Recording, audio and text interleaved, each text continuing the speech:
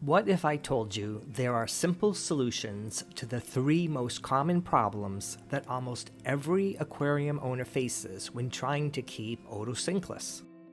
Hello everyone, this is Charles from the FishLoft. I'm going to show you exactly how to keep these amazing little algae eaters happy, healthy, and thriving in your planted aquarium. I've been keeping planted tanks for years now. And honestly, Otocinclus, or otos for short, are some of my absolute favorite little fish. These tiny guys are awesome at keeping algae in check and making sure your plants stay healthy. They're super popular because they love eating brown diatoms and soft algae, the kind that coats your plants and blocks light from reaching the leaves. But, and this is a big but, a lot of people have trouble keeping otos alive long term.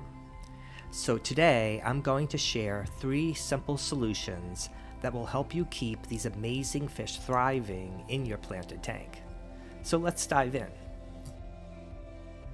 Alright, first up, problem number 1. Otos are very sensitive to changing water parameters and poor water conditions. Now they can handle some variation. Ideally, you want your pH between 6.5 and 7. They prefer soft or neutral water, but can also handle moderately hard water, and temperatures between 70 and 78 degrees Fahrenheit.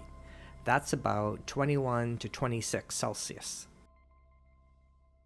The key is to slowly acclimate them to your tank. This isn't a fish that will do well if you just plop them into your tank. So take your time, at least an hour, adding a little water at a time to their bag so they can adjust to your local water. You can also use the drip acclimation method. If you are interested in this process, I will leave a link in the description for that video. And here's another consideration. Don't add them to a brand new tank. Your tank should be fully cycled with no ammonia or nitrates and already have some biofilm and algae growing for them to graze on. Otherwise, they're not going to have a naturally growing food source for them to graze on, or a stable environment for them to adjust to. Next, problem 2. Most otos are absolutely starving when you buy them. They're wild caught and shipped long distances from South America, usually with very little food along the way. When you're picking them out at your local fish store, try to look for otos that are active and have little round bellies. That's a good sign that they have been eating. But sometimes all you can find are skinny ones. In that case, make sure your tank already has a nice layer of green algae and some biofilm on your driftwood and rocks before adding them in. And of course, supplement their diet. When I get my otos, I like to feed them algae wafers right away to help them get their strength back. And finally, problem number 3. Otos need a sustainable natural food source. They're social fish, and in the wild they swim in big groups, so it's tempting to add a large school of them. But here's the catch. Your tank might not have enough food to support them all. In my experience, for 15 to 20 gallon tanks, a group of 4 to 5 otos works great. For a 10 gallon tank, I usually stick with 2 or 3.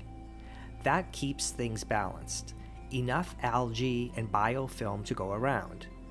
And as I mentioned before, I also feed them algae wafers regularly to make sure they're getting a well-rounded diet.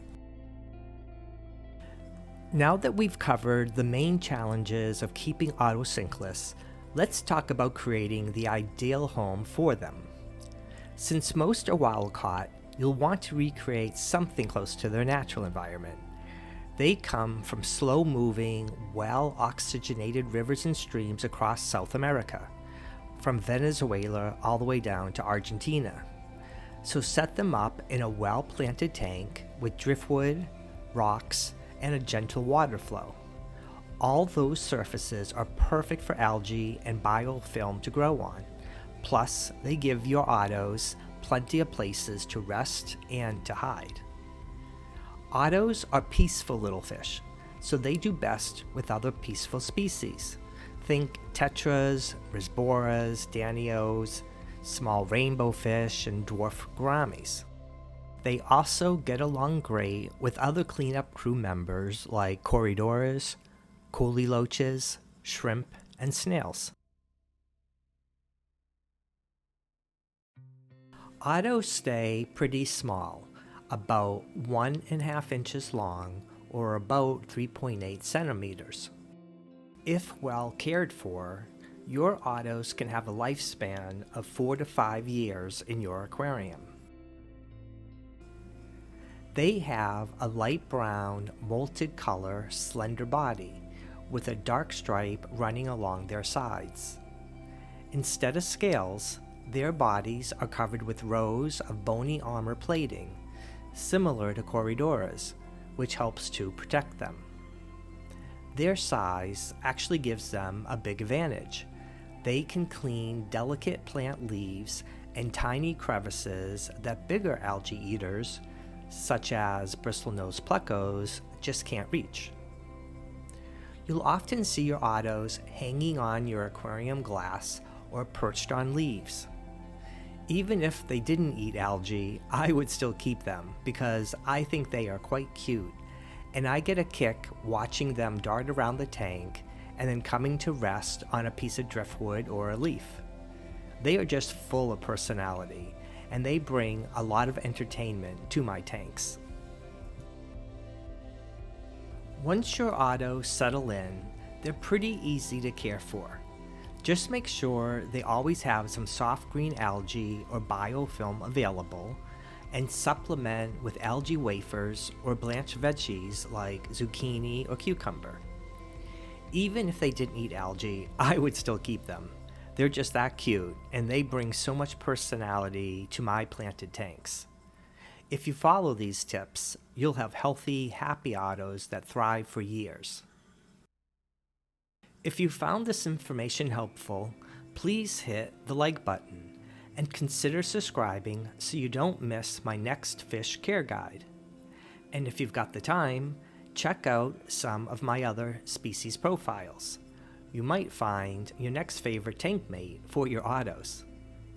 Thanks for watching. This is Charles, and I'll see you next time at the FishLoft.